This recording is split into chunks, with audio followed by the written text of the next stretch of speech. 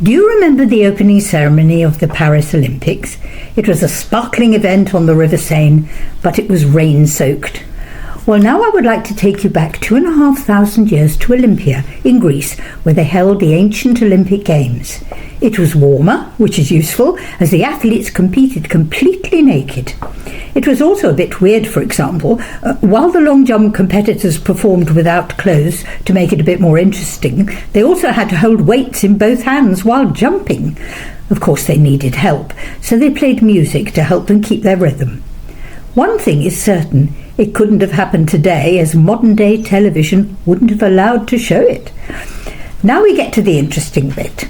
As the athletes were naked, only men, boys, and you've guessed it, unmarried girls were allowed to watch. In fact, if a married woman broke this rule, she faced severe punishment. It appears that it was the gods who ordered this rule, and of course in ancient Greece, if the gods ordered it, it had to be obeyed.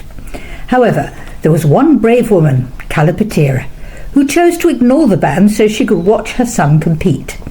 She disguised herself as a male trainer and got into the games. Unfortunately for her, she got so excited watching her son that her womanhood was exposed and she was discovered.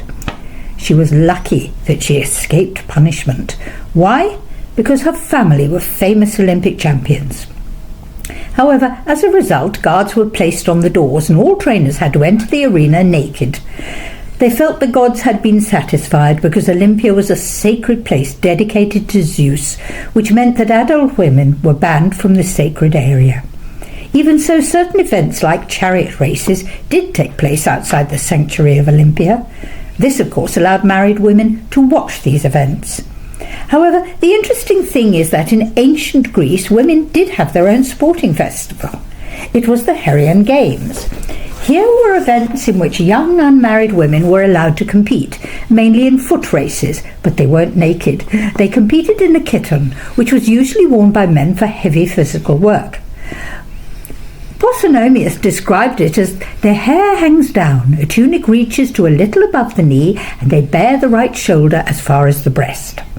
In each event, the winners received olive crowns and meat from sacrifices to Hera. However, the interesting thing is that the Heraean Games were probably the first ever recorded sporting festival exclusively for women. For children to understand the origins of the Olympic Games, educational musicals have published a musical, The Ancient Olympics, The Legend of Callipoeira, which can be downloaded at https://educationalmusicals.co.uk/products/The Ancient Olympics.